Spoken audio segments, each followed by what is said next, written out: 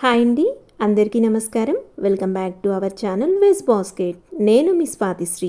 Veg బాస్కెట్లో ఈరోజు చాలా సింపుల్గా తయారు చేసుకునే హెల్దీ రెసిపీ పప్పు బియ్యంను ఎలా తయారు చేసుకోవాలో తయారు చేసి చూపించబోతున్నాను.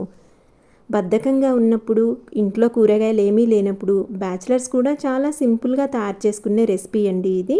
ముందుగా పప్పు బియ్యం తయారీకి 3/4 గ్లాస్ బియ్యాన్ని తీసుకొని 1/2 గ్లాసు కందిపప్పును యాడ్ చేస్తున్నానండి. ఇక్కడ కందిపప్పు ప్లేస్లో పచ్చిశనగపప్పు లేదా పెసరపప్పును కూడా యాడ్ చేసుకోవచ్చు. ఇప్పుడు పప్పు బియ్యాన్ని ఒక బౌల్లోకి యాడ్ చేసుకోవాలండి.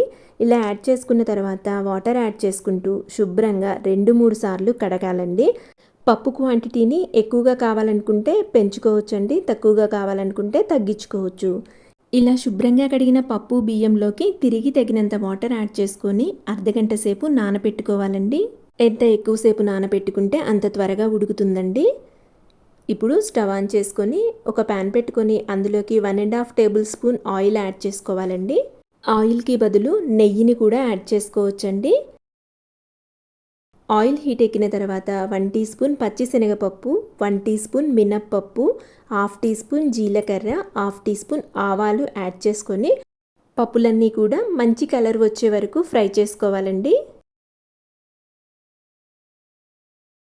చూడండి, పప్పులన్నీ కూడా మంచి గోల్డెన్ కలర్ వచ్చిన తర్వాత మనం తినే కారానికి తగ్గట్టుగా నేను 5 పచ్చిమిర్చి సన్న ముక్కలుగా కట్ చేసి యాడ్ చేస్తున్నానండి. అలాగే 2 రెబ్బల కరివేపాకును కూడా యాడ్ చేసి ఈ రెండింటిని బాగా ఫ్రై చేసుకోవాలి.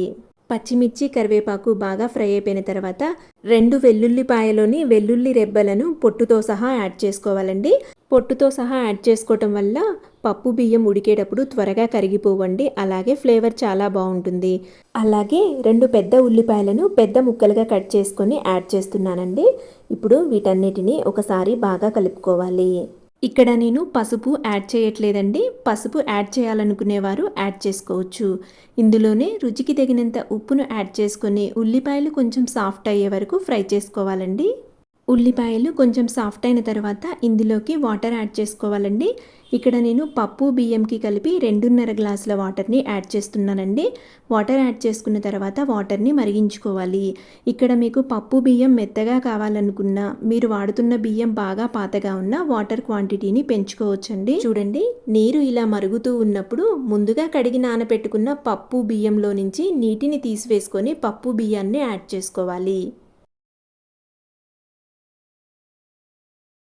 యాడ్ చేసుకున్న తర్వాత ఒకసారి గరిటెతో బాగా కలుపుకోవాలండి.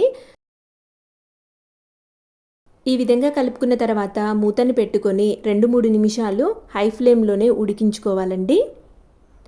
చూడండి, 2-3 నిమిషాల తర్వాత ఒకసారి మూతని తీసుకొని ఒకసారి బాగా కలిసేటట్టు కలుపుకోవాలి. ఇలా కలుపుకున్న తర్వాత తిరిగి మూతని పెట్టుకొని లో ఫ్లేమ్లో పూర్తిగా పప్పు బియ్యం ఉడికే వరకు మధ్య మధ్యలో కలుపుతూ ఉడికించుకోవాలండి. చూడండి, ఇక్కడ పప్పు బియ్యం అనేది చక్కగా ఉడికిపోయింది. ఇప్పుడు ఒకసారి బాగా కలిసేటట్టు కలుపుకోవాలి. ఈ పప్పు బియ్యంను ప్రెషర్ కుక్కర్లో కూడా చేసుకోవచ్చండి. ప్రెషర్ కుక్కర్లో చేసుకుంటే కందిపప్పు అనేది కొంచెం పలుకుగా లేకుండా ఇంకొంచెం సాఫ్ట్గా ఉంటుందండి. ఇప్పుడు మూత పెట్టుకొని స్టవ్ ఆఫ్ చేసుకొని 5 నిమిషాల తర్వాత వడ్డించుకుంటే పప్పు బియ్యం పొడి పొడిగా ఉంటుందండి. ఈ పప్పు బియ్యాన్ని డైరెక్ట్గా అలా తిన్నా టేస్టీగా ఉంటుందండి.